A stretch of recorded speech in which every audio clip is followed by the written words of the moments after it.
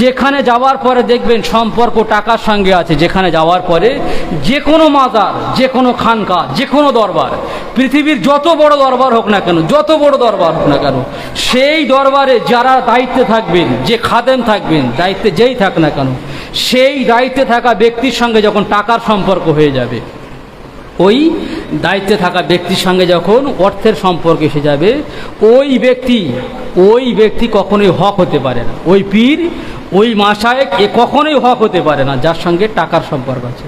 আপনি ভালোবাসেন, মহব্বত করেন, টাকা দিতে পারেন, এতে আপত্তি নাই, আপনি দিতে পারেন, কারণ হাদিয়া দেওয়া সুন্নত, হাদিয়া নেওয়া সুন্নত, দিতে পারেন, কিন্তু তার মধ্যে লোভ থাকবে না। সে আপনাকে প্রেশার ক্রিয়েট করবে না, বিভিন্নভাবে ইশারা ইঙ্গিতে আপনার থেকে টাকা নেওয়ার চেষ্টা করবে না। তার নজর, তার চোখ আপনার অন্তরের দিকে থাকবে, কিভাবে এই ব্যক্তিটাকে খারাপ থেকে ভালো পথে কিভাবে নিয়ে আসা যায়, খারাপ থেকে ভালো পথে কিভাবে এই বান্দিকে নিয়ে আসা যায়। তার নজর সর্বদা এরকম থাকবে উম্মতের জন্যে, মানুষের জন্যে, যে চোখের